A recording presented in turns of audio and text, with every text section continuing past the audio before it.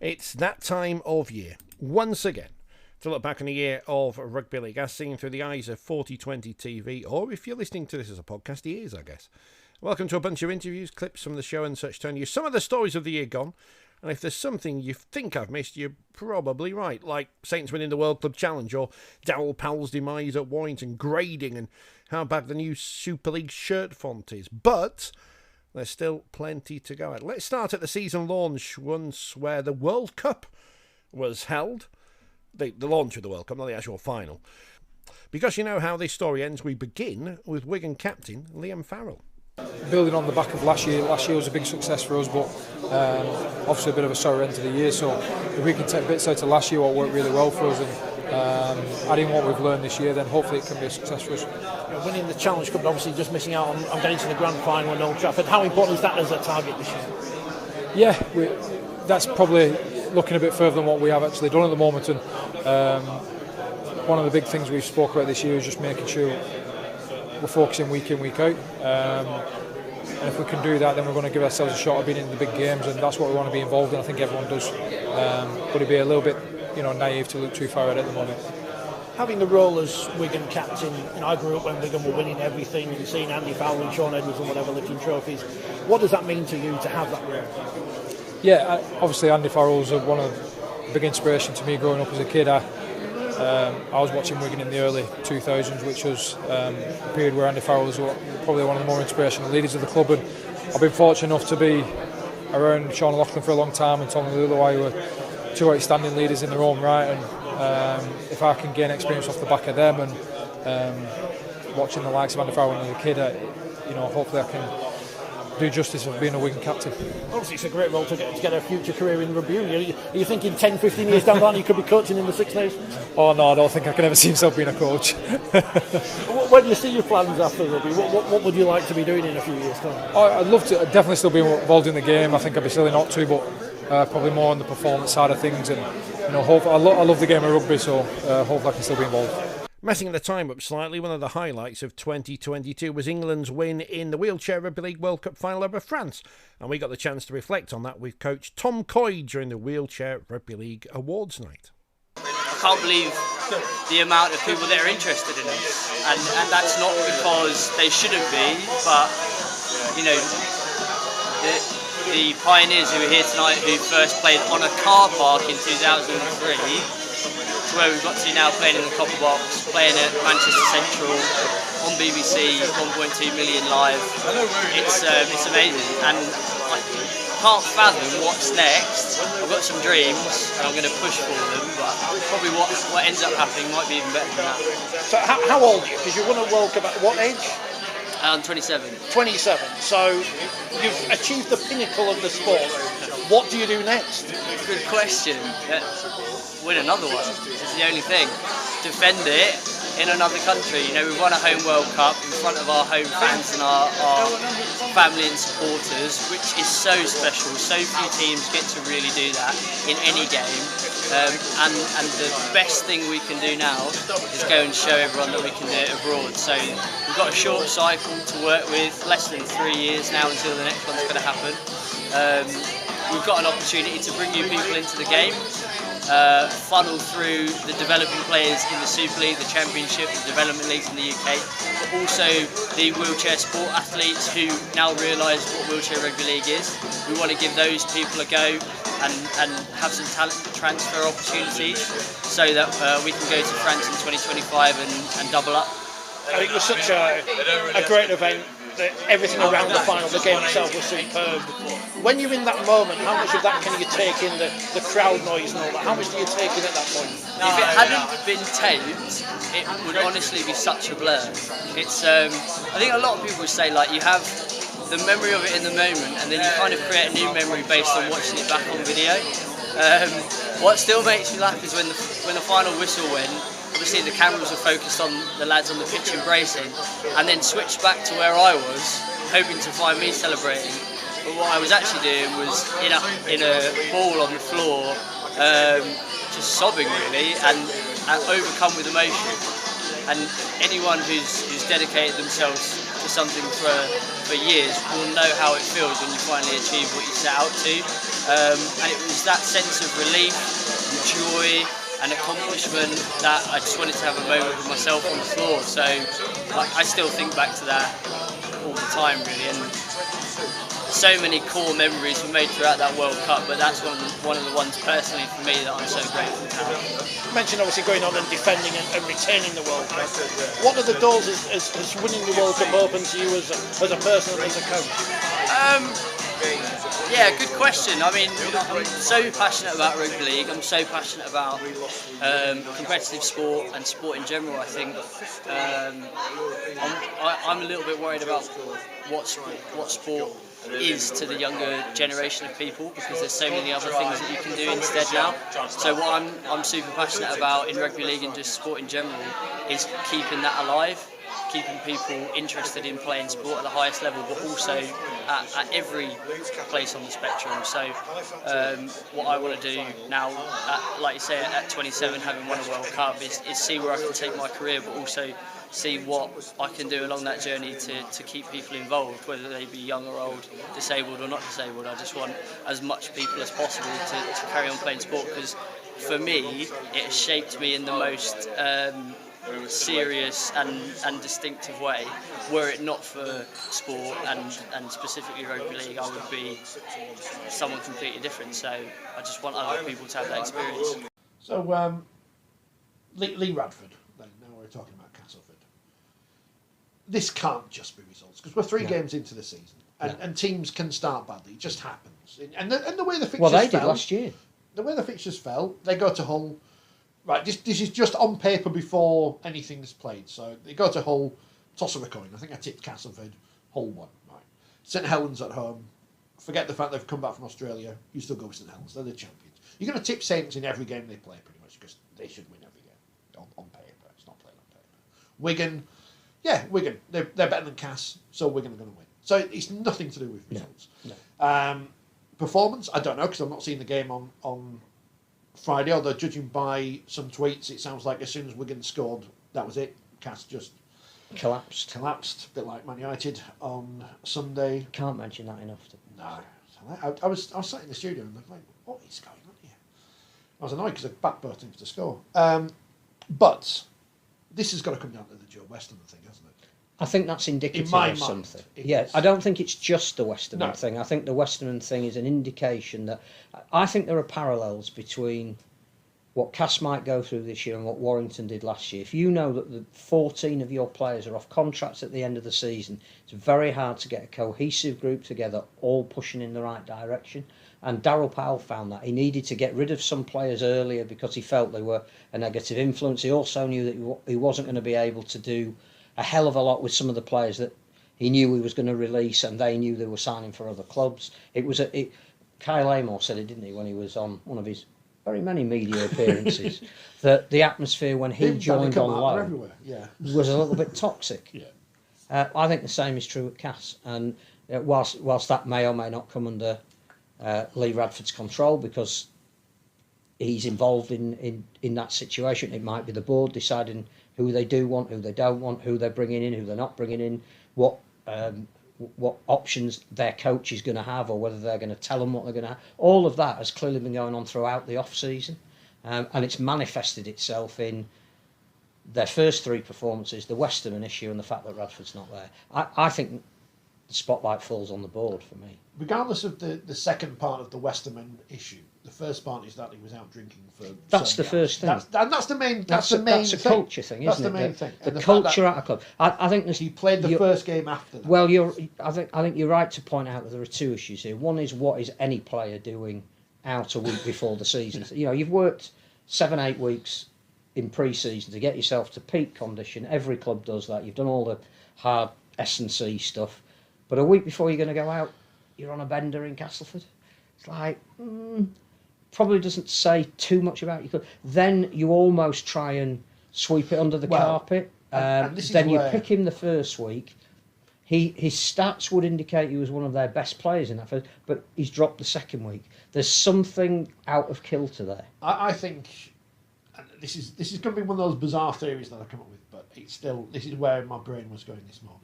I think as Brian Carney described us at the Super League launch, the Rugby League Fourth Estate led Lee Radford down a garden path in that press conference. Now, we were told before, the club's made a statement, blah, blah. But, because that's what journalists do, they ask questions about Joe Westerman. And he didn't play a straight bat. And just, in the way that when I was in the presser when Chris Chester was asked about Izzy Folau, who was going to come over and then the game got cancelled anyway. And he just said, I'm not going to say anything. And eventually he did say something, but he didn't say anything at the same time. As soon as Lee Radford started talking about Joe Westerman, the floodgates were open, and people and everyone on the Zoom call knows what Lee Radford's like and the way he speaks and the way he is. So they knew that if they asked the right questions, they would get the right response for them. And if you ask about something and his response is he's mental.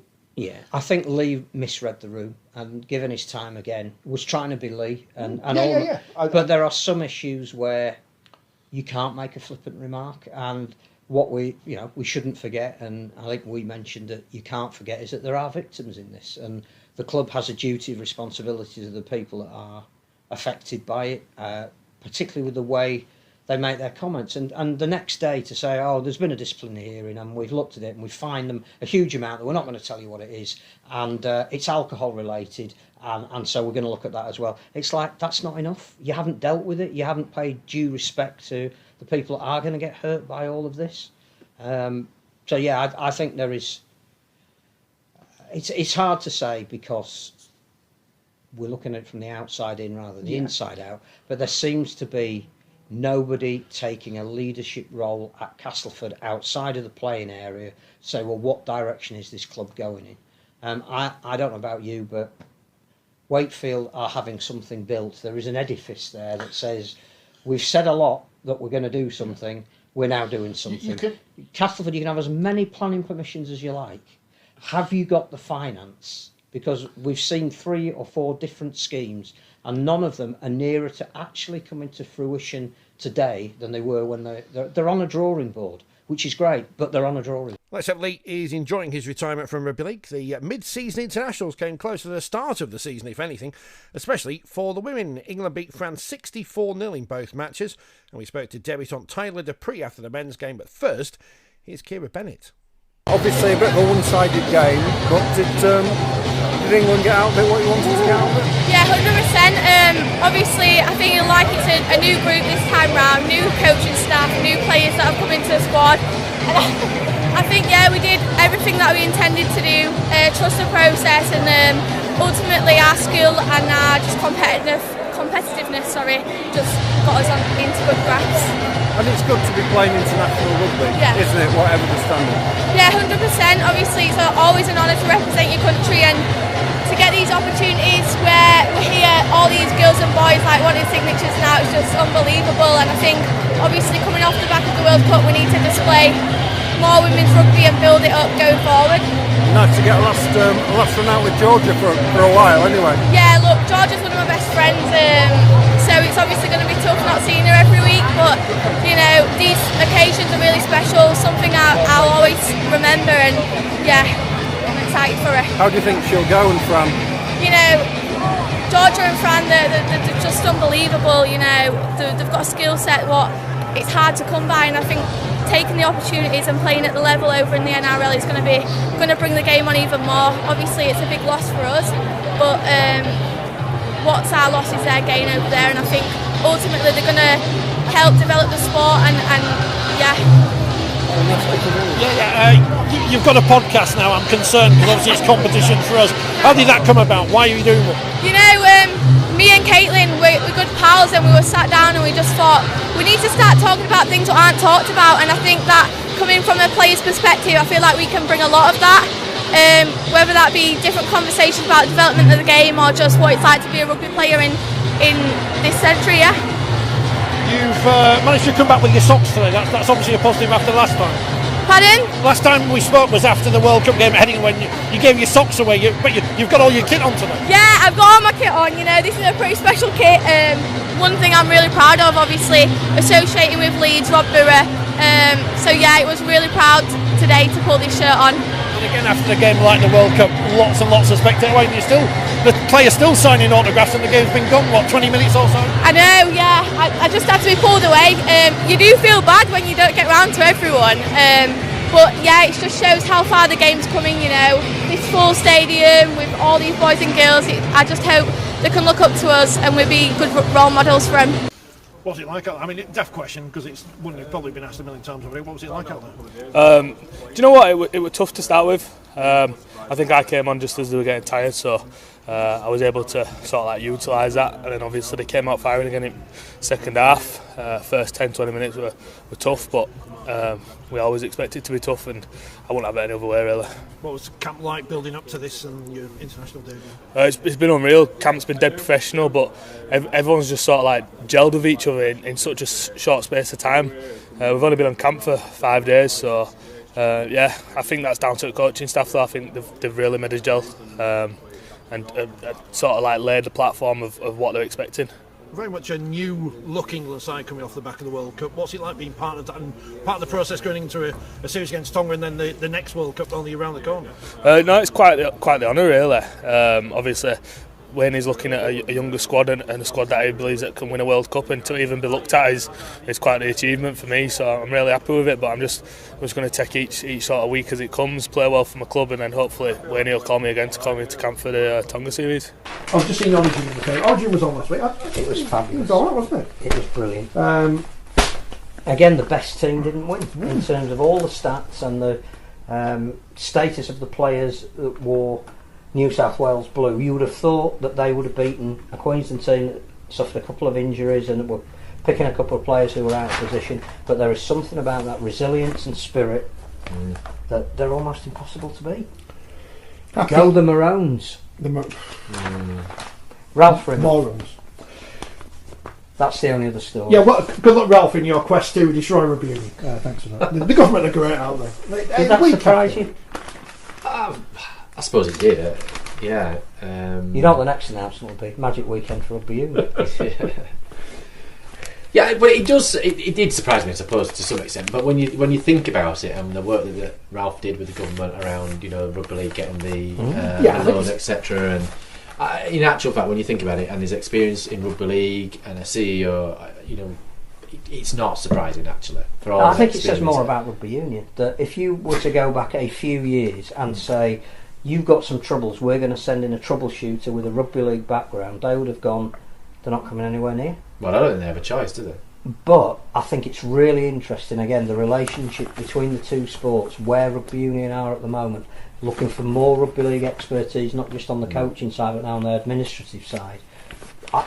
I'm intrigued by how this will play out.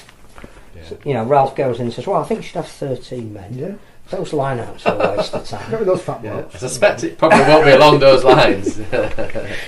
He wasn't perfect, and he did some bad things, but he also did some good things. Oh, I think in terms of his reputation with government and the way he handled COVID and the negotiations that he went and fought his corner at Downing Street, he is perceived to be, an administrator of merit. And Karen Morehouse was saying the same, that he gets underestimated because sometimes he comes over in a bluff manner.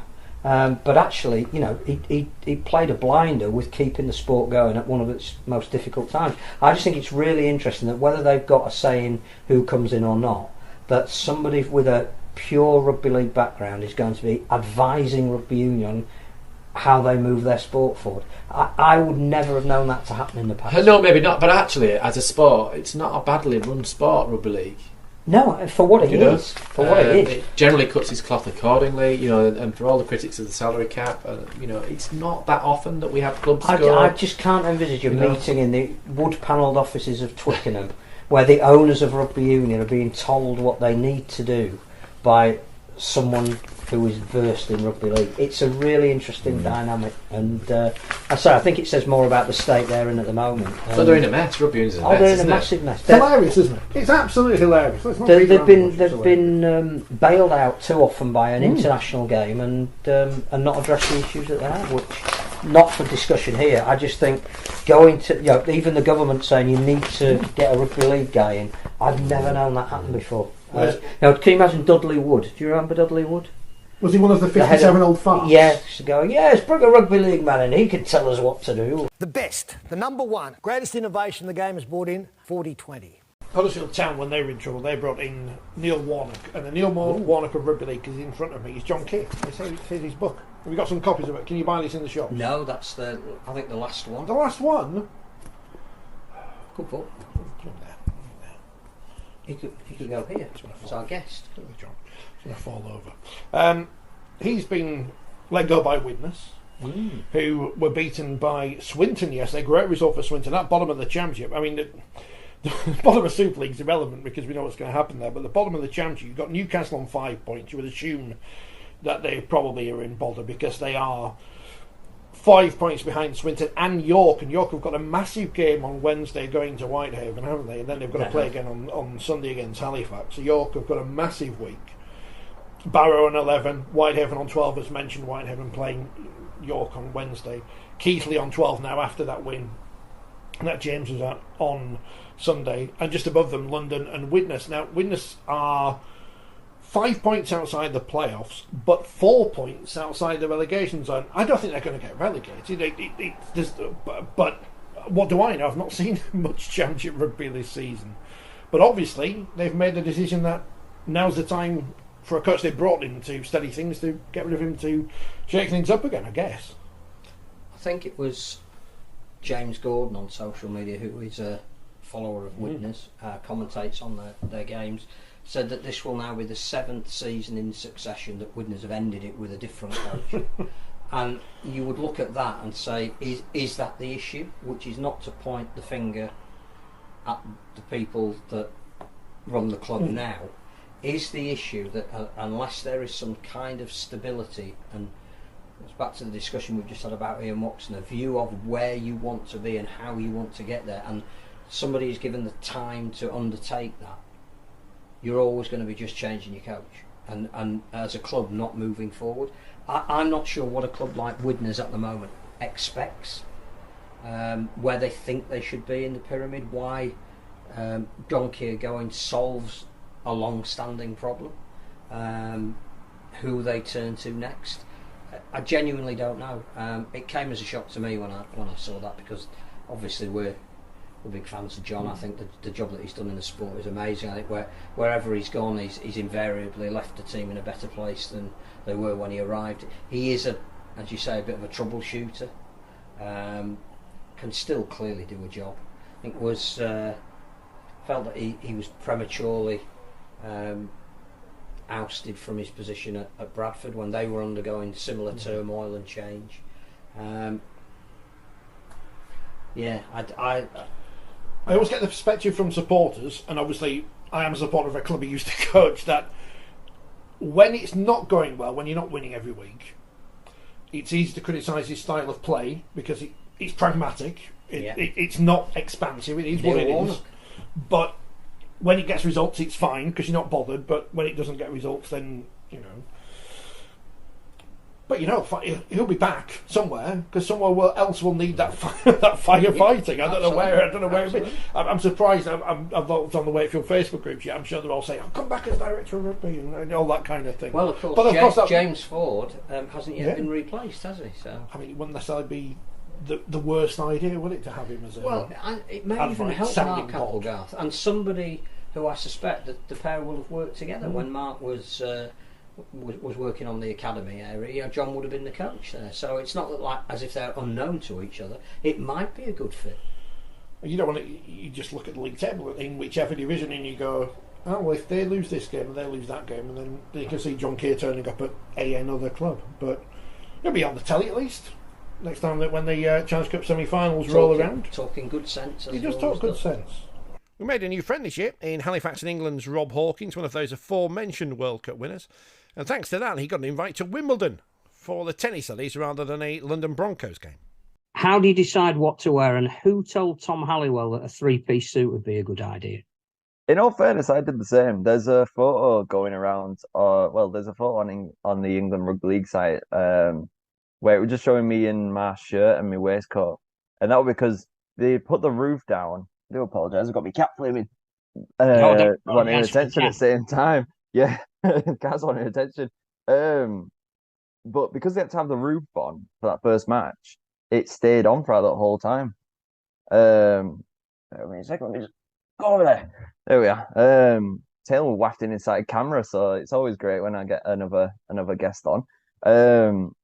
But I had to take my jacket off because the ruling is at Wimbledon is that if you put the roof on, you can't take it off until the game's ended. So I'm there surviving at least a few good games with my jacket on, and I'm like, right, starting to sweat now because the heat's starting to come in. So I took it off, and then they were like, went out front at balcony area.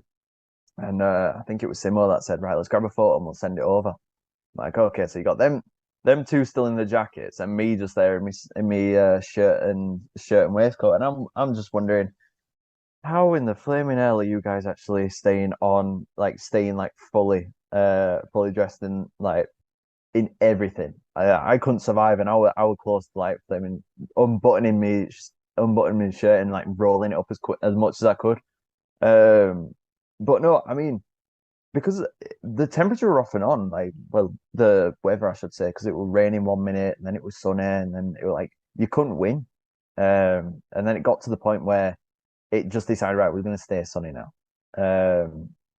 I don't know, but I mean, it felt good to say that we all had different types of suits on. I had my World Cup one on, because in all honesty, I love wearing that suit. It always brings back the good memories throughout the World Cup, but then at the same time, it's also just, I like the suit in general. You had Halliwell there in the cream one, which I think he wanted to fit. I think there were some form of dress code that I didn't know about with regards to that.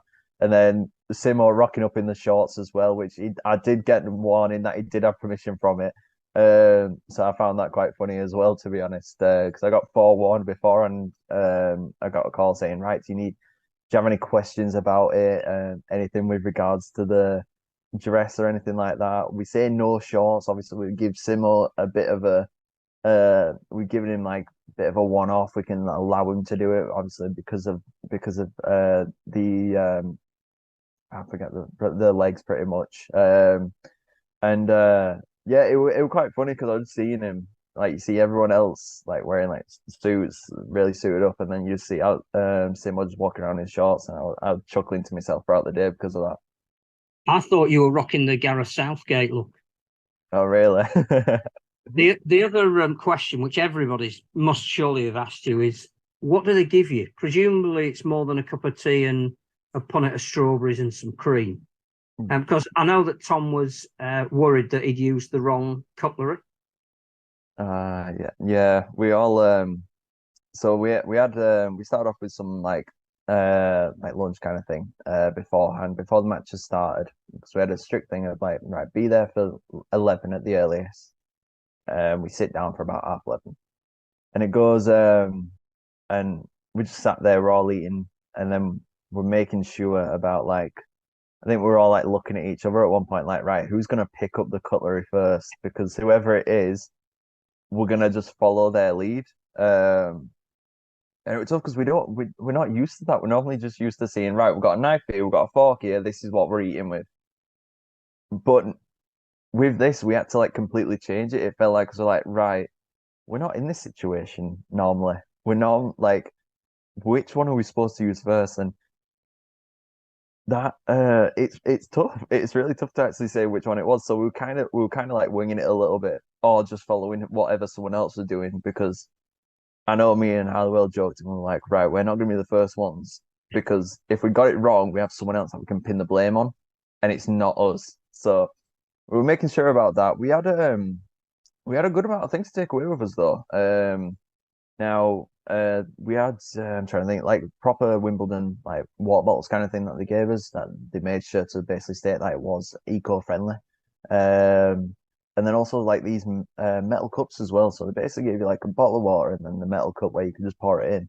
Now, us, the Yorkshire lads, we were thinking about that. We were just drinking straight from the bottle, to be honest, and just going from there. Although we saw a lot of other people doing it, so I think we got a bit of leeway with that. But then we just sat down. We had the service there was unbelievable. We didn't expect it. You get people, you get the staff there offering you a drink. you finish your drink, 2 seconds later they're coming over and saying, "Would you like to come over?" And it's like, right, how am I going to play this? Because I definitely cannot get I can't get too heavy on the drinks.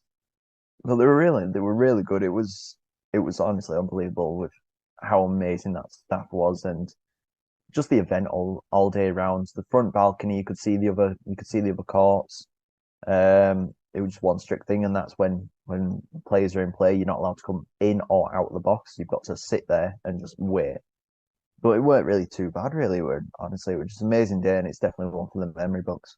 If we were handing out awards right now for Club of the Year, and I know we're halfway into this, well, no, past halfway into the season, then the Club of the Year in Super League would be the Leigh Leopards, who have rebranded in a comical way. Granted, they haven't got a website yet, but they are second in the table. They're in the semi-finals of the Challenge Cup. I said to Edwin Ipape at the start of the season, in a comical way, almost all the pressure was taken off the players and the coach at the start of the season because of the rebrand. And, well, you can't say that now because they've won 12. They win again at Castleford at the weekend. They've got Salford this weekend. If all results went their way, they could go top of the table by the end of the week, which would be some story in 2023. Oh, it's astonishing. I mean, I think Adrian Lamb deserves an enormous amount of credit, not only for the way he's prepared his team, the tactics he's played, but the fact that the belief that he's had clearly going into the season has translated itself into the players. They've kept most of them fit. They play a lovely, attractive style of rugby. They've got some key players in the spine positions that are playing well every week, not least his son Lachlan, who again, if we were to give a man of steel 2/3 into the season, I reckon he'd be it.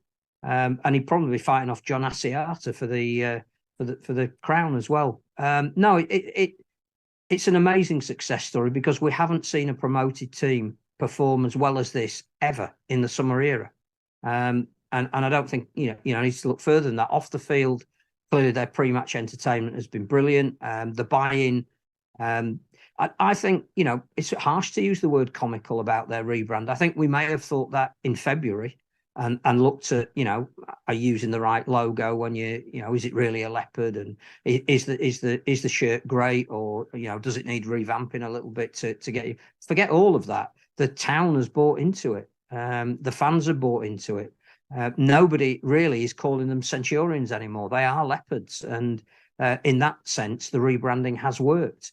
And again, I think you've got to take your hat off to Derek Beaumont, who again can be a figure of fun occasionally. Sometimes he perhaps tweets when he shouldn't, and maybe about things that he shouldn't. But all in all, I think his leadership and his financing has been almost impeccable this year for what they've been trying to achieve. And I wouldn't want to take anything away from what they've done. The problem they're going to have is if this success comes back and bites them, because 2 or 3 of their players, you can imagine, would be very sought after in the NRL, and then you've got to almost start this process again. But for where they are at the moment, team of the year without question. I just echo that. It's tremendous. I was looking at Twitter this week. I saw some interesting stats on promoted teams and what they have on and have done and what they haven't done. And one that stood out was that there's no promoted club that has won 15 games since Oldham in 1982-83, which is 83 was the year I was born. So it's such a long time ago. But they've won 12 games, so they're not far off that, and you'd expect them to get at least 15 games between now and the end of the season. So I think, historically that just proves it, doesn't it? As Phil said, they're certainly the best promoted team in the Super League era. Smart recruitment, and an owner who's obviously got the money to back up his mouth, which must be substantial, knowing Derek's reputation.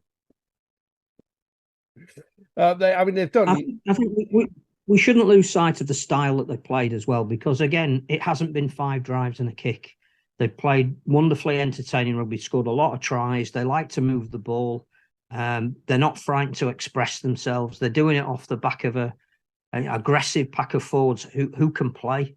If we are talking about John Asiata, yeah, he's tough. You wouldn't want to be stopping him if he was running at you, but he's got a beautiful late offload in him, and that's giving people like Lamb and Reynolds the chance to spread the ball. They've got old heads in sort of Hardacre and Briscoe, who just know how to manage a game. And they've stayed not relatively, they have stayed injury free. There was that amazing stat the other day as who's got the most ever presence. And it's something special when you've got the smallest squad, but the most number of people that have played all the games this season. That's something about the conditioning staff, the training regime, the fact that they've spread the workload about themselves. I just don't think you can. I think we maybe underestimated Adrian Lamb. He took Wigan clearly to a grand final that was lost by a fingertip, but was then dispensed with. And you thought, is Lee a retrograde step when going back into the Championship? Clearly it isn't. He's a fantastic coach.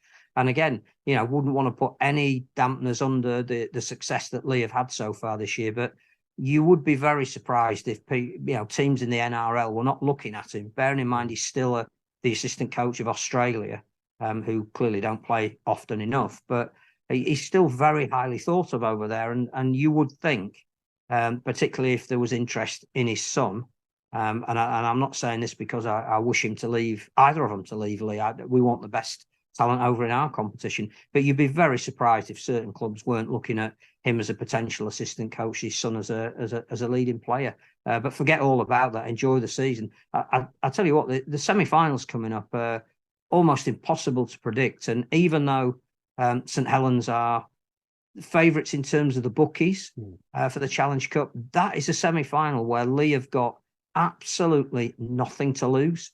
And the players that they've got and the manner that they played, they'll trouble Saints. And Lee at Wembley would be another fantastic chapter in this wonderful story this year. Right, Wembley now. And 3 sets of winners to hear from. Halifax in the 1895 Cup. Lee after a historic men's final. And even more of that stuff was written in the women's one, with Tara Jones becoming a future trivia question answer. History maker Tara Jones, tell me about the try. Yeah, it's just absolutely incredible, absolute team effort today. There's a few of us that got over the whitewash, obviously me being the first, that's absolutely incredible, and that's something that will stick with me forever, that actual moment and things like that. But credit to the girls, an absolute team effort. We're one squad, and every single person in that squad, whether they stepped on the field today or not, we've all played a part in this and we've made history together. Are you able to sum up what it feels like? Obviously we're still minutes after the game's finished. Yeah, it just feels a bit surreal really, like you say. It's so hard to put it into words. We're all really, really excited, we're all buzzing with the result. It's hard to put it into words, but just exciting. We're absolutely overwhelmed with all the support, and we thank all the fans for following us. So yeah, real big day for us. I think it was last year there were some ridiculous celebrations on the bus. What's it going to be like this time going back to St Helens? Oh, who knows? Who knows what's going to happen on this bus on the way home, and then when we get back to the club later on. But the celebrations are going to be big, and we're going to party hard tonight. Congratulations. Thank you very much. How do you feel? On top of the world, cloud 9, and to do it at Wembley, it's just amazing, yeah. What was the experience like the whole week building up, today, the match, the after party? The after party's on its way. Do you know what? I've got to give it to Saints, the club, you know what I mean? We were unfortunate to not get a bit of payment and stuff this year, but we stuck through. We're a tight group of girls, and what they've done, with us coming to Wembley, it's just outstanding. They've been there for us. They've been giving us loads of kit, giving us captain run on our home ground. Good food, breakfast, luxury bars. You know what I mean? It goes on forever, and they really looked after us. And for us to then go out and win it, for not just us but for the club, it's just phenomenal feeling. Team performance out there. No individual stood out then. Everyone's happy about the team. I mean, I know Jodie won the player of the match medal, but sure. We always say player of the match. It goes to the whole team, and we all worked really well. And some of our tries, it hit about 7 players before that try had happened. So that takes all 7 players. You know what I mean? And behind the scenes, behind the fans and stuff, no matter what you think, that comes off hard work in the middle or the outside backs or quick play the ball. So do you know what I mean? We all work really hard together, and we definitely pulled it off. That 5-minute spell in the first half where you scored 3 tries in quick succession, obviously. What were you feeling after that? Were you thinking, we've got this, we're going to lift the Challenge Cup? No, obviously we've kept positive all week, and we know we're a strong team. But you go out there with knowing the unknown, and we expect nothing. After we scored them 3 tries, we kept 0-0 in our head. and just keep doing what we're doing and building pressure on their side, and just trying to control the game. You know, we control it and then we go again. So just stick to the completion, and yeah, it worked. Not a bad performance from the forward pack, unit as a whole. No, was the hell are we ever bad? We're amazing. But yeah, no, it was phenomenal. The forwards, the backs. Even when Zoe went off, Jodie switched to full back, Tara in 13. When the team gets changed, you know, it's hard to readjust, and everyone did it phenomenally. Yeah, it was awesome. What's next? What's next for St Helens side? Obviously, apart from the grand final. Well, the grand final is our next look along, so our next look up. So we're going to look to that. We want to lift the cup there, and just taking every day as it comes, every week as it comes, every game as it comes, and we'll see what happens there. But now you've been here, you must want to come back again and again and again and again. Well, hopefully they'll keep us here, and hopefully we showcase a great game. So, you know, we're hoping to come back next year, but, you know, maybe it might be 4 in a row. You never know. Playing all season wearing leopard print shirts. I love it, mate. Party outfit. Lee, why has it happened? Why has this happened to Lee Leopards?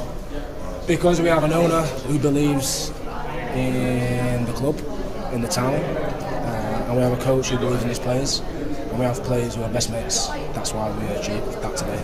At the start of the season, I had this theory that everything Derek's done, the kit, the rebrand, it takes all the pressure off you because everyone's talking about him and how daft he is. Yeah. Is there any? Am I coming up with some nonsense?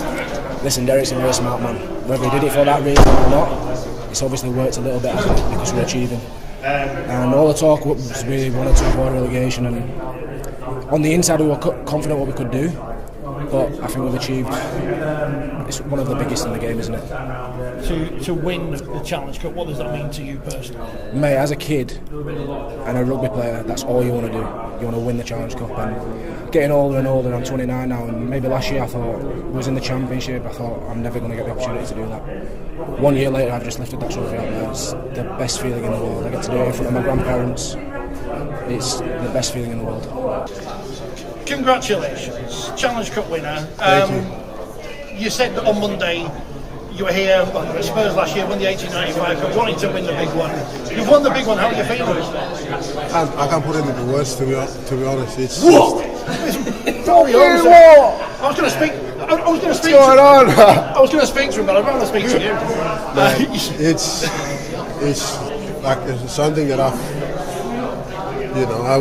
we all the boys have worked hard, and we certainly deserve this. You know, it's just awesome. Man. I can't put it into words. Like it's crazy that it's happening now. I'm sure we'll sit back, have a beer together, and enjoy this moment. You were winning up until the last minute of the game. They equalise. What's going through your head at that point?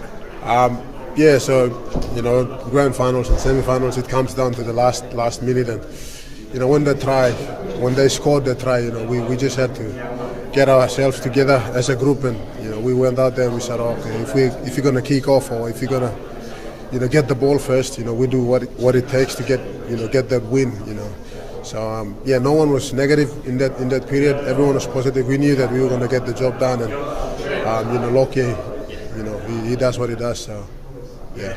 What did you do when the ball went over?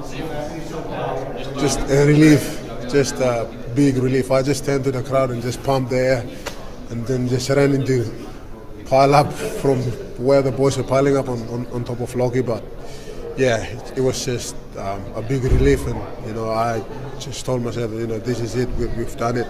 It's been 52 years coming for the fans, like I've told you before this week. I mean, before this game, and those are the moments that the fans will have forever in their hearts, and that's why we play the game. And these are the moments where, for me personally, as a player, I'll think about when I look at these medals, or when I look at the trophies, or when I hear about Challenge Cup. These are the moments that linger in my heart. What are you expecting the reaction to be from back home? Because you win, your coach, obviously Adrian, the man who puts over the drop, he was the first ever Papua New Guinean to win the Landstone Trophy this afternoon as well. Yeah, it's massive. All my family, all my good mates, good friends, and everyone was up late, 12 a.m. Midnight. Wasn't ideal, but they were up to watch the Leopards play, and everyone was emotional on the phone.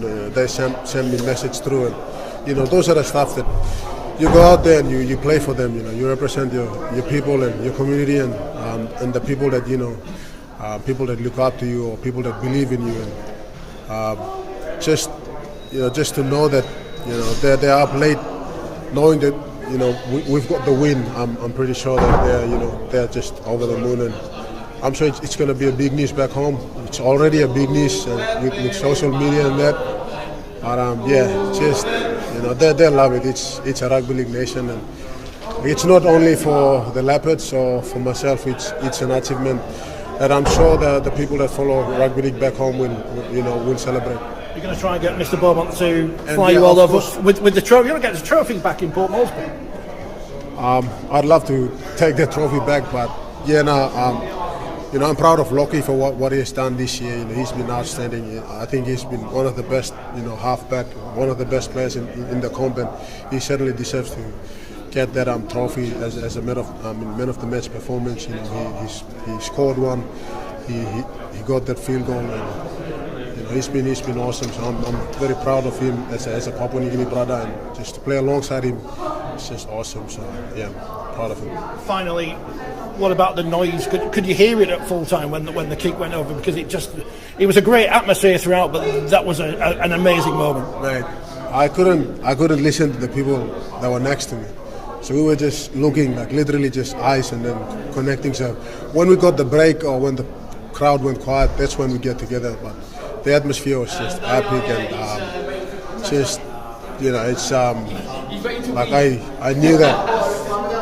I was just standing there and thinking through, like 52 years ago, moments like this happened, and I knew that those fans were reflecting on that, and I'm sure a lot of the people in the crowd teared up and thought of those moments. I'm very proud that we've done the job for the fans and for the people that that came all the way to support us. Yeah, look, Batley are always going to have their say, but you're right, 65, probably very dominant. I still thought we were in control, even though it was camped on our line. We defended with a really good attitude and energy, and turning up for each other, I suppose. That's where the teamship and mateship counts, and I thought we had it in spades today. Got to commend Batley, I thought they were brilliant. We had like a grind, we just set for set for long periods, and they were good, and they did what Batley always do with the hang in there, and they came up with a brilliant try. It must be brilliant to watch on TV, and between it I thought we'd come a really good game to advertise the championship, and hopefully it drags a few more fans along to watch those games. But had we lost it or even drawn it, I thought at the end, it'd have been, probably might sound a bit harsh to Batley fans, but I thought it'd be a bit criminal. I thought we'd absolutely dominated the game, but unfortunately they did score a great try. We made them score on the last blade of grass in the corner, which made a real difficult kick for Luke Cooley, who had an outstanding game, and he'd probably go away a little bit sour on the kick. But on the whole, I thought we deserved winners, but it was a really good game. Did you watch the kick? The kick? Yeah, I watched it, and it was silent. It'd been quite noisy before then. It went really quiet, and obviously our fans are behind them posts, so I was thinking it had gone straight through. But difficult kick, difficult circumstances, and unfortunately it went the right side of it, right for us. Some of those days where you did what you needed to do to win. Yeah, I thought we were good. We probably didn't challenge them quite enough. We were happy just turning the ball over. I thought we needed to just push a little bit more, and I think there were more points in that for us because it took a lot of energy away from with our control of the ball and the territory we had. So yeah, it's a final though, whether it's 1 point, 10 points, 30 points, no one cares at the end of the day. The name on the trophy will be Halifax Panthers. Look nice in the trophy come back at the show. Yeah, it's been lean. It's been lean, hasn't it, since the last the wins, and the last time we had opportunity to come down here was 80s. Catch up. The last opportunity they had to come here was 87, whatever it was, and our fans still talk about it. And it doesn't annoy me. I don't want to say it with any disdain, but it's more. We've got a current crop that deserve a bit of attention as well, and hopefully they can get that, and they can hopefully be revered like the ones that I've looked up to forever, and we still see around the club. Will George, Mick Scott, Paul Dixon's in there, Tony Anderson. There's a load of blokes who we still see around, and they are revered by our fans, and hopefully we've jagged a few more because we don't always get that many at the Shea either. So hopefully a few of them can turn out, and we're next at home as well. They're quite noisy as well. Yeah, they were. It was good. Really good atmosphere. We got here in good time and got to watch the the Men's Challenge Cup final, caught a bit of the ladies on TV. So it's been a good day for Rugby League, hasn't it? And to get Lee on the trophy as well, a new name on the trophy is great, in another very good game. So I think on the whole, everyone got their money's worth. This competition, how important is it to the likes of Halifax back then that you have this chance to come to Wembley and play for the Rugby? Do you know what? It doesn't feel that important until you start going, hang on a minute, we could have a chance of doing this, because it's a tough path. You've got to go and play tough teams to get there. It's not an easy thing to get to. And people do go, it's only 1895, not bothered. But I'm pretty sure they'd like to be studying out, to be quite honest, and probably gives these lot a little bit of fire for what's the remainder of this season and our playoff hopes. And moving forward after that into getting here again at some point.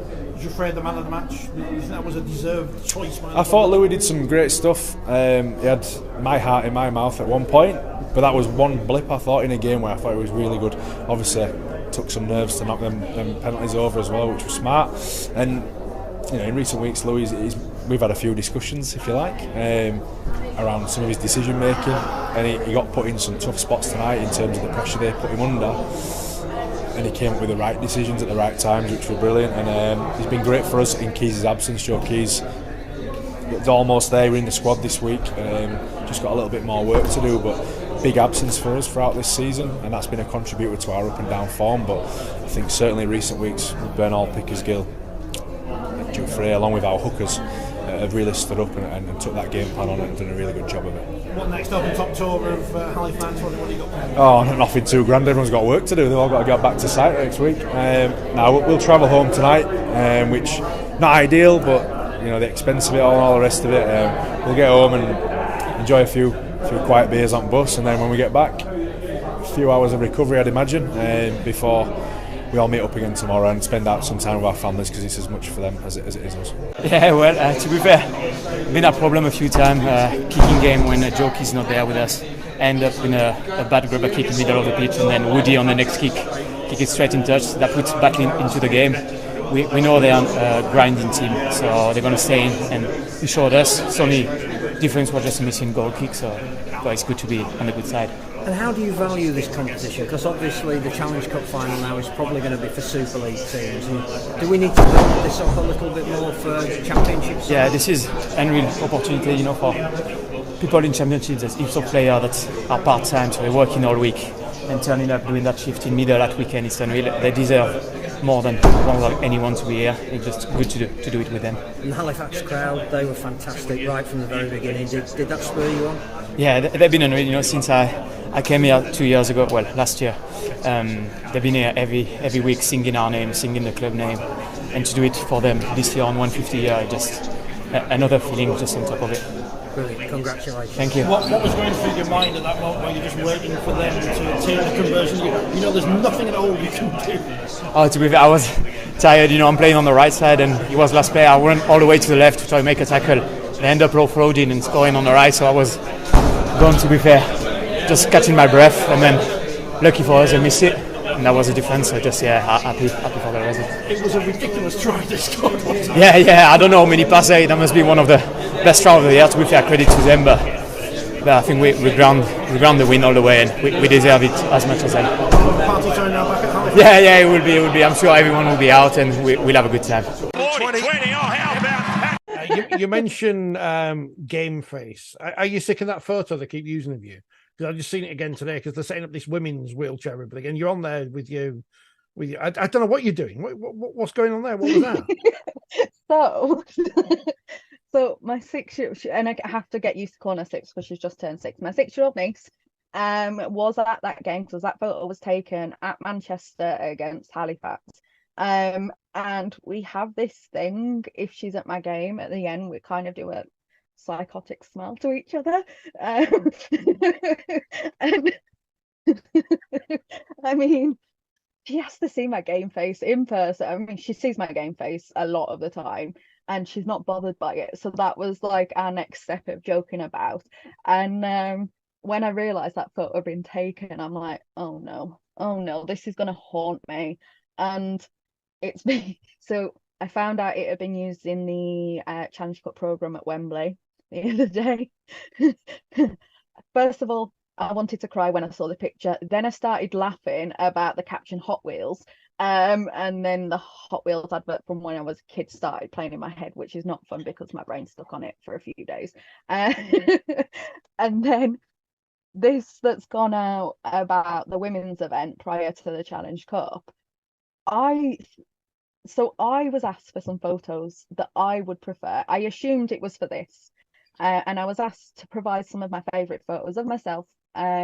So there were some from the World Cup advert that we shot, which, battle ropes in a wheelchair, worst decision I ever made. But there were some from Leeds games and all that. And I assumed one of those would be used for whatever was going out. And somebody actually sent it me on Snapchat today. I went, and literally that voice note of that laugh. And then one of my teammates said, I am going to make sure this photo never disappears. After I went, I despise that photo. It's rare for me to. I think because I'm so much in game face in games that I forget there's still cameras at the end of games. So when my niece is there and we do stupid faces and that slightly psychotic smile, I forget and I don't pay attention to the camera. Fun fact, by the way, at that game, apparently she was my daughter. Blew my mind afterwards because I looked at my phone once we'd left, and I was like, everyone's going, why have you not told us you've got a daughter? Like, when, how, who? And I'm like, what? So essentially I finished, give her that look, got sorted in the changing room, got my phone and saw all these messages, went back out and was like, your mum's gonna kill me, child. And I was like, and then when all the photos started coming out, I'm like, I'm no. And since then, believe it or not, she's not been to a game, so I haven't done that face. But I'm pretty sure that, I don't know. I mean, I always say nobody knows how long they've got in them for this sport, because it depends on, as a disabled player, my conditions and how they progress. But as she said, potentially donkey's years I'm going to be in, and I can guarantee the day I retire, that'll be the photo they use. I'll make sure. So no problem. I want to start with we should start with the dream team, because it's out, and I love it because people get obsessed about it, and I'm like, I don't particularly care. So, I mean, obviously now I don't care about Super League. It's all about the Championship for me. Super League is rubbish. I'm subscribed to Via Players League. Spat his toy, his dummy out there, his toys right out the pram. Water bottle. But everyone gets upset about it. How did the drink? Do you have to pick your 13? Because we don't know how it works. So throughout the season, we nominate for the Man of Steel, so every person gets a game, and obviously that's all points. Yeah. So everybody gets points throughout the season. Then obviously it's an accumulation of who's got the points, and then for your dream team, you get sent a form, and then you get sent the people that in those positions. So maybe like the top 4 or 5 in each position. Okay. And then it's purely down to my choice, my opinion. But I had 10 of the 13. Woo-hoo. I think a lot of them did pick themselves this year, which is no disrespect to anybody who was on the judging panel. But there wasn't a huge amount of dispute. There were odd ones, but 10 of the 13 probably is about right. Yeah, I had Field as my fullback. Wells has been sensational. I had Field as my fullback. I'm saying it's not giving you a free hat or something. You pick all League players because you got a hat. I really do like Lee, but it's not the reason I picked them. Do you want to ride one of those Lamborghinis? Field's Wigan anyway. Why not? So I said, did you upset Saints? I've not upset Saints. Saints have not upset me. I just prefer Field as a fullback. I think he's better. That's my personal opinion. So if you want to come at me in the comments, go for it. But that's what it's all about, isn't it? No, because our viewers and listeners, they're a discerning. They don't care about the dream team either. This thing is just, it's a bit of fluff, isn't it? It's nice. Well, I felt really nice. I felt really nice to be on the panel. Well, no, I'm not saying. I'm getting to go to the awards ceremony the 10th of October, so we don't know if we're allowed. We don't know if you're allowed. Yeah. I mean, I got invited to the Women's Awards last year because I think they felt pity on me. Of course, we reckon having TV's Danny Caprime on the podcast helped us get on the shortlist for the Best Rugby Podcast Award. Vote now. We went to York for the women's grand finals as Barrow gained promotion to the top bit of Super League, which may not be its official name, I'm not sure, beating Lee in the process. We'll hear from their coach Amanda Wilkinson in a moment, but first, here's their joyous captain, Jodie Litherland. Jodie, congratulations. Sum up the feeling after that one. Honestly, first of all, absolutely knackered. Second of all, just can't wait to celebrate with the girls tonight. We've worked so hard for that. 2 years, 3 years, 4 years since we came down to Raiders, and yeah, like what a long season it looks. Well, 11 months. So us old girls deserve it. We've been around a while now, and I know Lee were a great opposition today, and I'm sure their time will come with all their young lasses that they've got and the talent that they've got in there. But it's our time right now. Tight first half, 2-0. You looked like you were gesticulating to the coach or whatever. Should you take the two before half time? Yeah, I couldn't see her face, so it's like, oh my god, should I? If I don't, I'm going to get told off. But I just think in really tight games like that, like 2 points can be the difference. So at one point as well in the second half, we were talking to each other about thinking about taking 1 point. So yeah, really tight game, and probably didn't show our true ability to play until them last 20 minutes. And sometimes when your back's against a wall like that, you just got to find that. I don't even know where it comes from sometimes, that extra push and that extra gear, and yeah, we just found it and we were able to get over the line in the end. So no panic when they scored those 2 tries in the second half? Well, the second one definitely wanted to try. My player's absolutely 100% sure she grounded first. The photographer behind the sticks has just showed us a picture of it, so that's rubbing salt into the wound a little bit. And yeah, I think that, like I said, we shouldn't need a kick up the arse like that to come back and pull it out of the bag, but if that's what it takes, then that's what it takes. I think the best thing about this season, there's been some big wins, and it's not brilliant for the game, and then there's been some really tough games like that, and I'd rather win a game like that than beat a team 62 or whatever it is. But yeah, I think that we deserve that today on the back of it. You've got time to celebrate, but then you've got to get ready for next season, and some big games and some big teams are coming up to Cumbria Girls. Yeah, and I think that it's right that there's a Cumbrian team represented in the top division. I think that's what the girls are doing it for today. It's bigger than just ourselves, like I've said. There's a group of us who are coming to the end of our journey, but it's about having them opportunities for the young kids coming through and having that ambition and goal to play in the Women's Super League up in Cumbria. Like League, they can go and play for Wigan, Saints, and they've got people who play for those clubs coming back in, and they've got the opportunity to do that here in like Lancashire and Yorkshire. But it's right that Cumbria has a team in there, and a team full of Cumbrians with a Cumbria coach. They couldn't be prouder of that. So yeah. How important is Amanda to the team?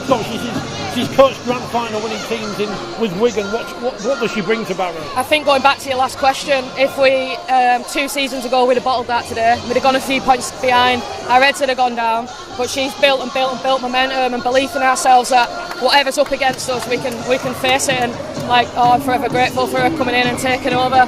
That's no kind of disrespect to anyone that's been, because it's been a building block. We've built, and that's where we're at now, and we can't wait to go and compete in that top tier next year. So can't wait. How much are you going to enjoy the team song? Oh, a lot. We're getting that change rooms and let's go and put Lee in the bin. Amanda, a win for Barrow, a win for Cumbria. Yeah, outstanding. A little bit speechless really. You know, I've coached in some big games in my career, but this one felt different today when I got this morning. I think, there's nothing like coaching your hometown and such a special bunch of girls. I know I talk about it a lot. They are talented players, but good people make good teams. And today I wanted it so much for them. They've put so much effort into it, and it was a tight game, and there was times where we were poor, but when it counted they really come to and got us a win. Very tight, 2-0 at half time. There seems to be some miscommunication whether she should go for the goal kick or not. Yeah, I'm a little bit sticking to what I like. I'm not a person that likes to go for 2. I really am not. It's never an option.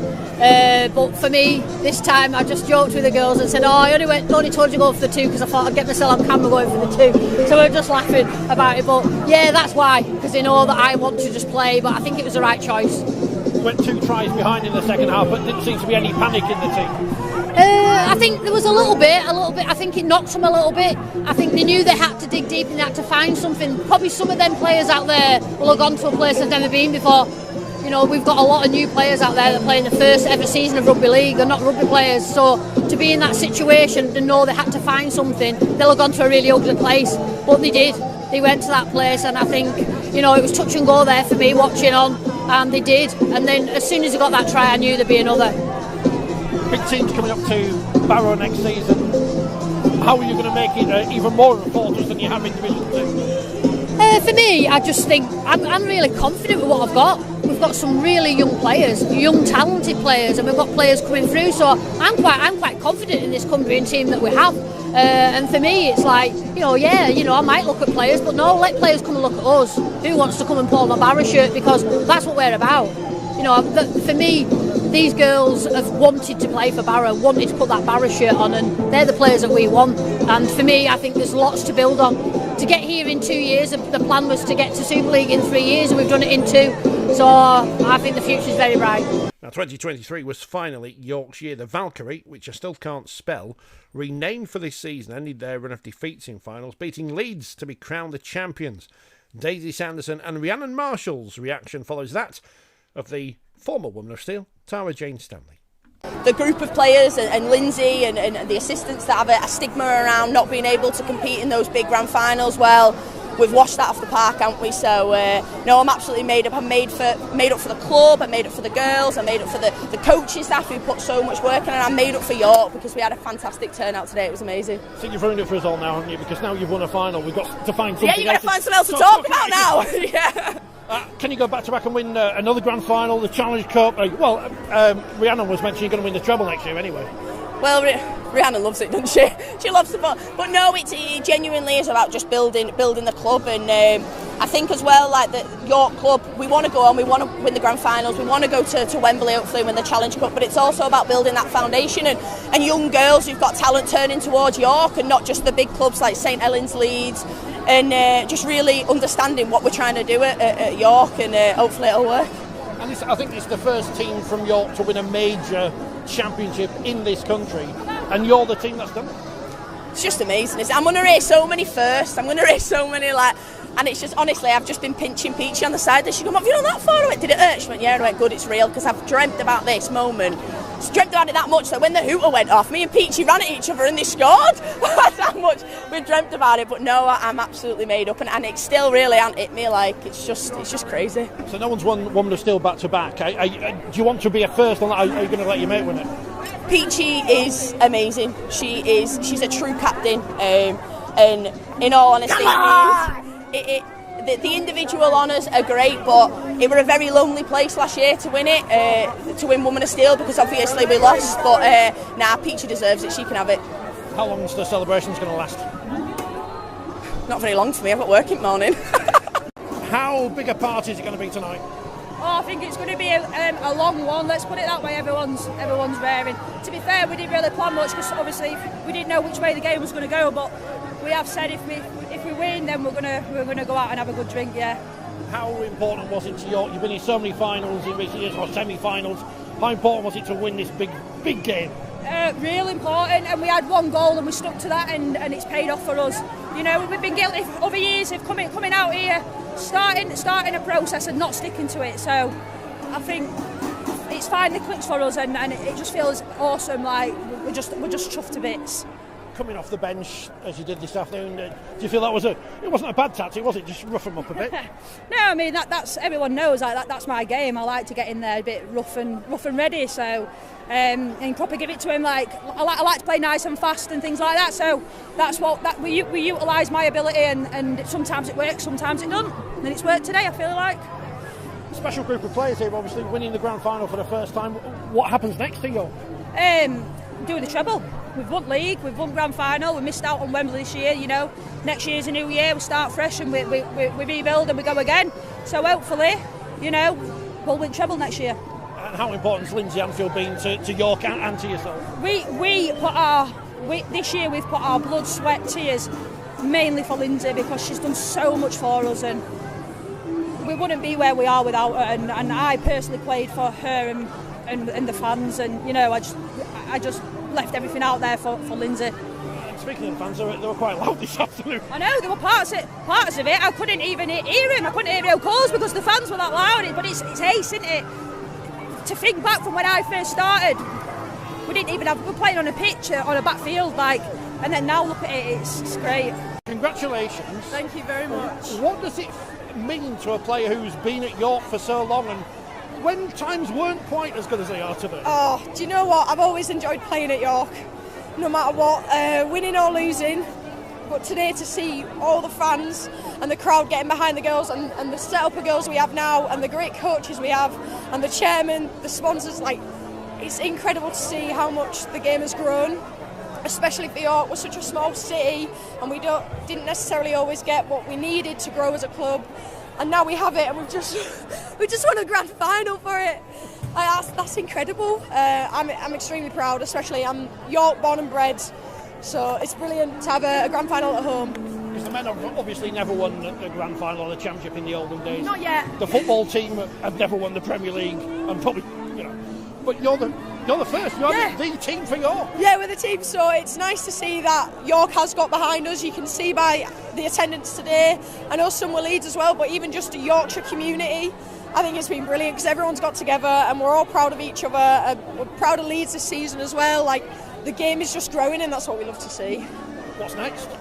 Oh, well, I mean, I think we've still got the Nines next year. We'll hopefully get to Wembley. We want to go to Wembley as well because that'd be immense. The final may take place in Manchester as well, Old Trafford. That would be a brilliant platform as well. I've enjoyed having it here in York, which has been brilliant for me. But yeah, just next steps is winning more trophies, more titles. How long do your celebrations last? Have you got work tomorrow or anything important? Oh, I've got work tomorrow, yeah. I'm on the open, but do you know what? I'll be celebrating tonight with the girls. We'll still enjoy it, and tomorrow I'm sure I'll get a round of applause at work as well, so yeah. Wigan's men won the League Leaders' Shield. Presented on the telly, medals. York's women, League Leaders' Shield, got medals. Leeds Rhinos wheelchair team win the League Leaders' Shield, no medals.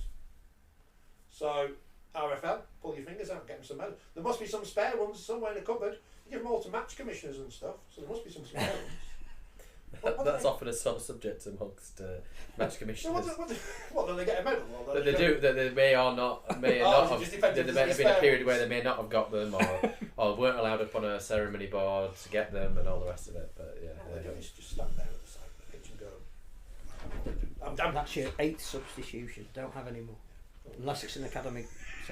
So RFL, sort it out. There must be some spare medals around, surely. Because we used to have spare League Leaders' Shields, didn't we? In Nigel's cupboard, yeah. So come on. I think you make a fair point though. If whatever you do now for the men's and the women, it has to be the same, doesn't it? Yeah, I mean they're not made of gold, are they? They're just they're not. I can tell you that. Well, I said if you don't. They're not as good as they were a number of years ago. They're not made by Fattorinis anymore. No, I don't think they are. They were. I've got Fattorini medals, but they're not. The more recent ones were. They're the ones you've got insured. They're the ones that are going on eBay. Yeah. Keep seeing. Yeah, what's going on? So yeah, RFL, sort it out. Come on, they deserve medals. I mean, I'm not paying for them, but. New Betfred deal. Yeah, Fred. New floor for wheelchair, set of medals. Get us some medals. We'll present them. They can come into the show and we'll give them the medals. There must be some medals somewhere, surely. For narrative purposes, we're off to Manchester, but to the wheelchair grand final, as Wigan Warriors, underdogs going in to the match, opened up a lead over Leeds Rhinos, were pegged back, but didn't worry, and took home the title. We spoke to their captain, Dec Roberts, after hat-trick hero Jack Heggie. Congratulations, grand final winner. Sum it up, what's it feel like? Right, we sort of knew ahead of the game Leeds were clear favourites. They earned that right. They won the league leaders. We came in at 3rd place. Everyone writ us off in the semi-final, game for the final. So we thought it was a free hit. But a lot of these guys, we've not won a lot for the last 10 years. So I think when you sort of saw the final whistle there, that was the reaction. It was a relief. It was like, finally we've won. But it's come against all odds, and I think that's when we've played our best. Literally the last 2 games. There's a term that I can't use on that we've basically said, but we've just basically gone, what have we got to lose? And it's shown in that performance today. Some of the rugby we played is unbelievable. Was it a hat-trick you got this afternoon? I think I did, yeah. I can't remember who it was. Wheelchair Rugby League, there's so much that happens throughout the game, you just don't know. You just literally onto the next set, and I think we went behind for a little bit, and normally for us, that's the turning point where we start infighting, but we stayed positive, stuck to the plan, and I'm just glad I could contribute. Really, like I mean, I could talk about Laney, I could talk about Matt, I could talk about all the guys that contributed so much to this. The thing that amused me the most sat in the stands was lots of players that they've got a serious face, haven't they? You're having a training session out there, you're having a laugh. I think that again, there was no pressure on us. The pressure was on Leeds. Everyone wrote us off, and I'm a bit. I wind people up there so they bite there, and they obviously when they're tackling, I'm laughing and joking. But that's just my way of playing, really. If I am too serious, it gets to me. So yeah, when I'm sort of laughing and joking, that sort of works for me. But I do have my moments. England versus France coming up. Hopefully you've impressed the coach this afternoon. Hopefully so. I think there's a fair few of us knocking on the door. I mean, obviously you've got Tom Hallowell, Joe Coyd, Jack Brand, that was obviously there, and Declan, that were there in the England squad for the World Cup. And then there's obviously guys, obviously Josh Butler, I think he won Young Player of the Season. For me, he was my player of the season. I thought he was phenomenal all this season. And there's only a limited amount of spots, so hopefully, but I'm not taking it for granted. I've just got to keep working, and hopefully Tom makes that decision.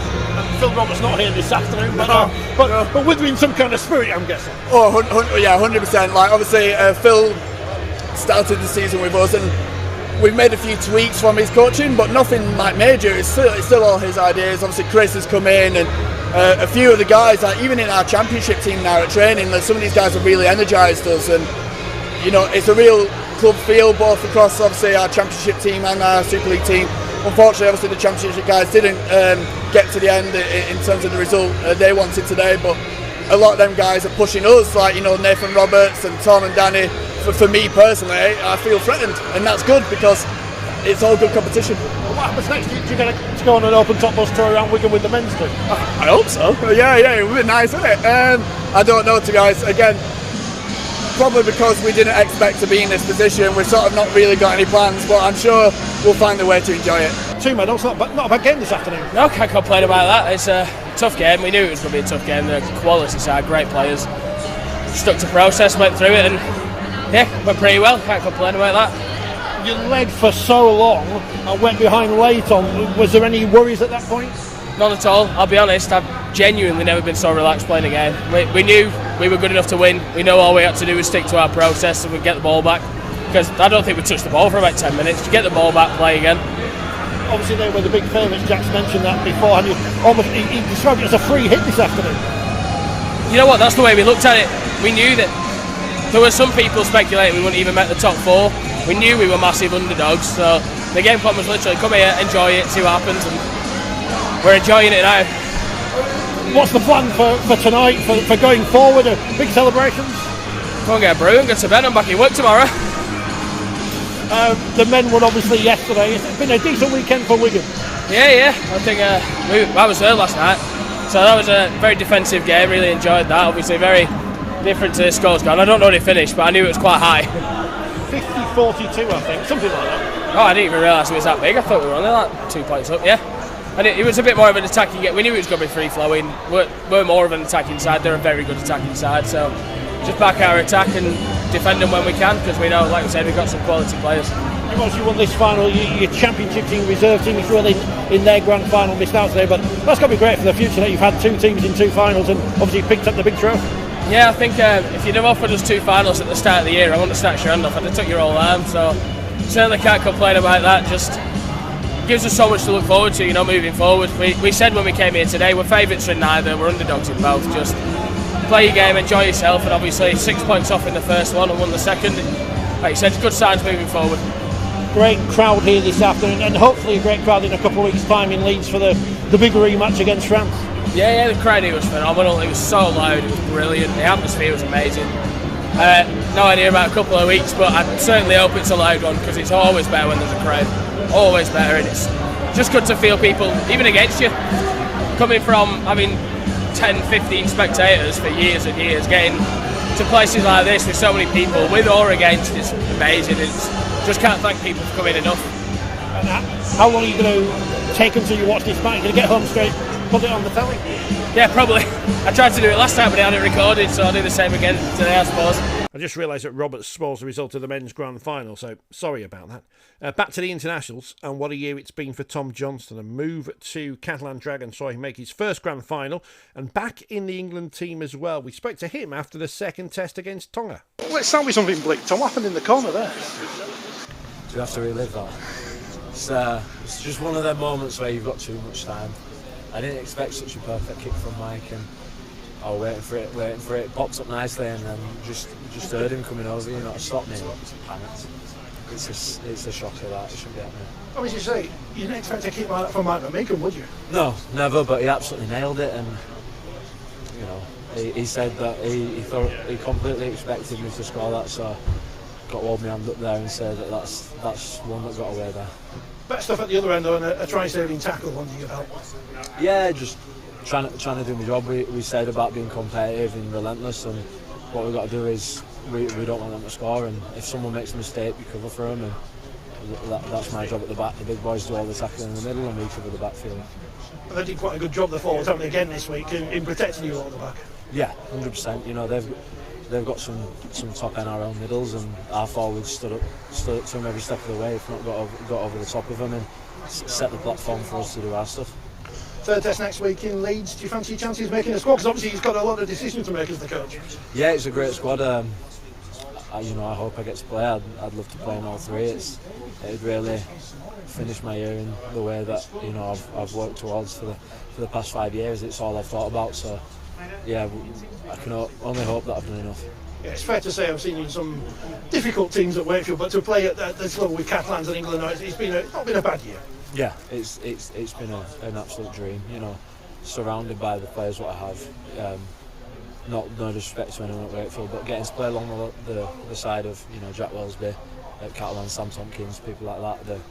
They're the best, some of the best players in the world, and it just makes your job a little bit easier. Has this helped you get over what happened in the grand final to be straight into camp with England? It's not the same, I know you're not comparing like with like, but has it helped you get over it? Yeah, I was actually talking about this the other day, saying it were a bit of pill to swallow, but I had 2 days and I had to get in the car and get up here to England for camp, and it's just such a great group to be around. I've enjoyed every minute, every week, so it puts it behind you. You mentioned last week, I think, after the game, how much hearing the national anthem meant to you last week, and that was the moment when you realised that 5 years had been worthwhile. Did you get that same feeling today? Yeah.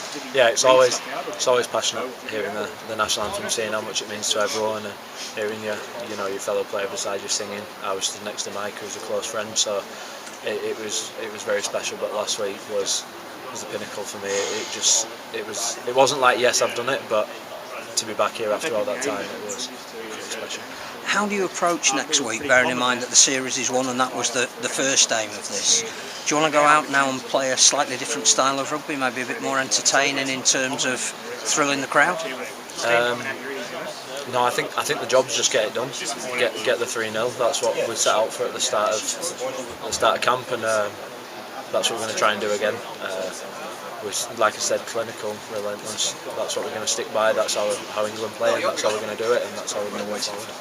What happens when this series is finished? How do you get some R&R? Are you off now until January, or?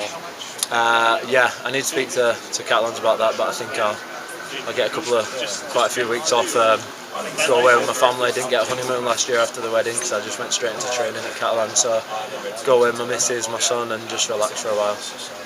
England's women ended their year with victory over Wales on a big weekend in Leeds, which saw them, the men and wheelchair teams all in action. Now, Lacey Owen of York is at the start of her international career, while Wigan's Vicky Molyneux is one of England's OGs, as the kids say, and ended hers after the match, thankfully not getting sent off in it. A debut, a try, sum it all up. I'm actually quite speechless. I think I felt overwhelmed all week. Being in the camp with really experienced senior leaders and players, it's all I've really wanted to do since I've been young. So I'm really emotional, but I'm really happy to be here. So yeah. Caps off a great 2023. You win the grand final, and you make your England debut and score a try. Yeah, so we've had a great, obviously we York Valkyrie, we've had a great season 2023, getting a call up midway through the season to come and play for Stu's team, and hopefully I've done it justice today. So talk us through the try.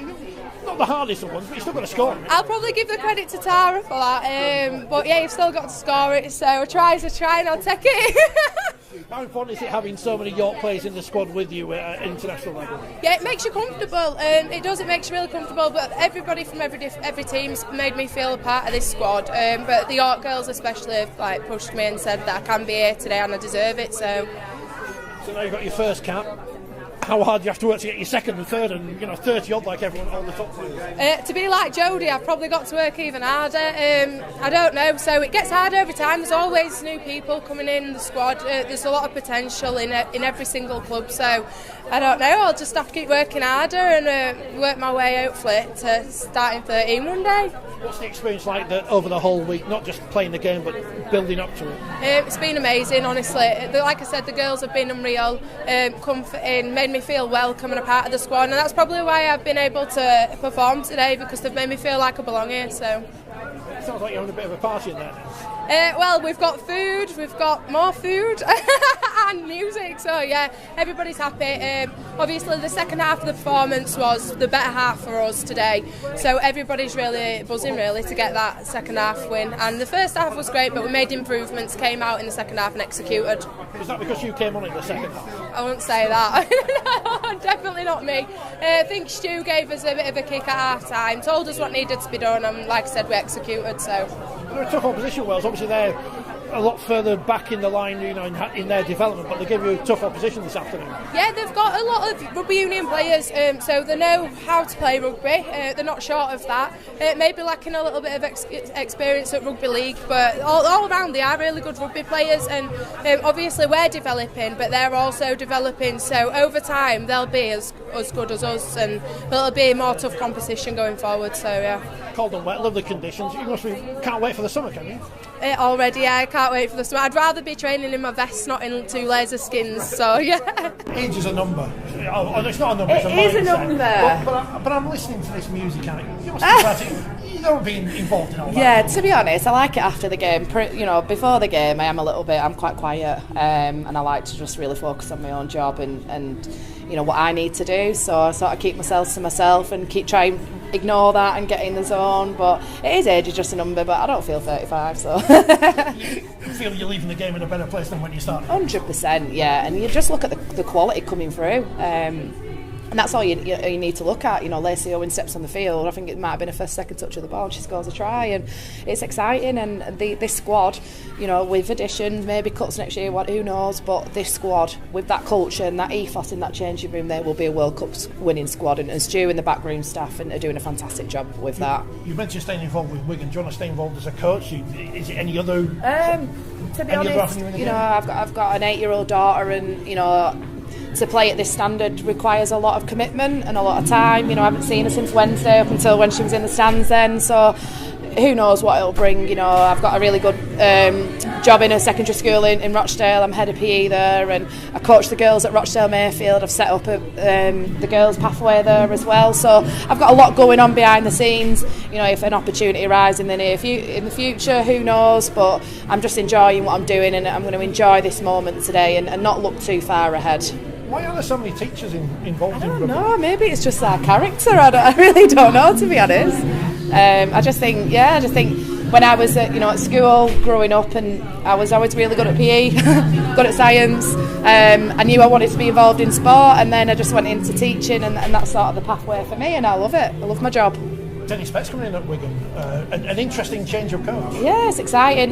Chris Ratcliffe has done a lot for the women's game at Wigan, who's just stepped down, and I owe a lot to him. He's helped shape me as a person and a player, and he's fantastic. And like I said, I'm really grateful for what he's brought. Obviously, Dennis Betts is exciting. I've only met him once, but you can only look at it as a positive thing. Full-time coach at Wigan is where the game's going now. You look at the top sides who are in those finals and winning those finals, and that's what they've got behind the scenes. So Wigan are doing a great job getting that infrastructure right, supporting the girls in medical care and everything.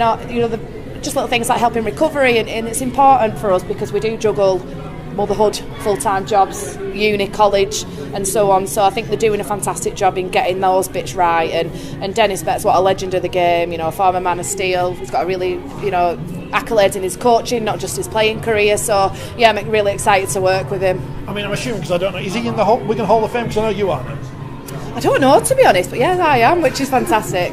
I'm not sure if he is, to be honest. I'll have to have a look at that, but I don't think, you know, even without a Hall of Fame, if he is or if he isn't, I don't think it's just his stature, his accreditation, his accolades, they just speak for themselves, don't they, with Dennis? So yeah. No one expects anything like that, but when did you find out, and what was that like, being inducted into the Hall of Fame? I didn't have a clue. I got invited to the gala dinner for Wigan. We've got our women's presentation next week, and then the captain, she got up and she started saying on the words that she said about me was unbelievable, and thankfully my sisters recorded it. She knew, I didn't. So I just thought, why are they talking about me? And obviously she's on stage, so I thought maybe I'm getting like a Women's Player of the Year. And when she said we'd like to induct you into the Hall of Fame, honestly my jaw dropped and I just couldn't believe it. And I don't get nervous really speaking in front of people, but I was like shaking head to just sort of take myself for a moment, and I just could not believe it. But what an honour, and I hope it's quite overwhelming in such a way, because you get given this Hall of Fame and it's kind of giving you a little bit of status, and you want to do that justice. So I owe a lot to Wigan. They've supported me all the way, and what a club to be involved in, and I really do think it's, you know, just doing that, you know, putting me in the Hall of Fame, inducting me into Hall of Fame, really shows where they are as a club. So yeah. I mean, it's not a list of nonsense places. No, Billy Boston, Sean O'Loughlin, it's like, wow. So yeah, I kind of don't feel like I deserve it, you know, I don't think you do, and I think, you know, that it's important for me to go around again with Wigan next year. I want to get to a final, I want to win a final. I said last year, we were in, I think it was a league game, and was it quarter final? I can't remember, but we are closing the gap to those top sides, but I'm sick of closing the gap. I want to win. I want to beat those top sides. So I feel like hopefully I can contribute to maybe helping, you know, Dennis and the team to get us there. Obviously my bit is on the pitch, and I leave them to do all the complicated stuff and on the planning and for that. So I give it a go, give it my all, and let's see if we can get there. We're taking up too much. Oh, sorry. I was going to say one last thing on Dennis. Obviously you've got a family connection to Wigan and going up to Coyd and Wigan, so you all have known him inside out for I imagine some of the younger girls in the squad probably probably don't really know that much about him. To be honest, even knew who he was when a few said it was Dennis Betts, they were like, who? and you do get that, you know. You've got a lot of young girls in particular that they haven't had that rugby background, they're just athletes, you know, and they love sport, and they've come into the game quite late. So, you know, there's only dinosaurs like me. My dad played for Wigan, and, you know, just grew up sort of in and around that rugby culture and watching Wigan on TV. So going to games, so obviously I knew who he was. So the younger girls, I'm like, are you kidding? You do not know who he is? But they genuinely, some of them didn't. So, but I'm sure after that first training session they will. Right, we started with Liam Farrell, and we'll end with him as his Wigan side made history at Old Trafford. Liam, how proud of you of the team to be the first team in the grand final not to concede a try? I didn't know that before. Yeah, we'll have to go back and check. Look, we've built our game all year on being defensively really good, and I only think the last couple of months we've actually started to see the good parts of it. To do what we've done in the grand final, you just said that, is probably a big achievement. It's just a big achievement for us, and it just shows what we built our game. And we set a goal in the year to be the best defensive team in the comp. We've achieved it, and yeah, just really proud of the lads' effort. Defence is not just tactical stuff, it's more down to your desire and your will to defend, and we've shown a lot of that tonight. Thanks for supporting 2023, and hopefully that continues into 2024. Having started this project at Radio Yorkshire in 2014, we don't feel like throwing in the towel just yet.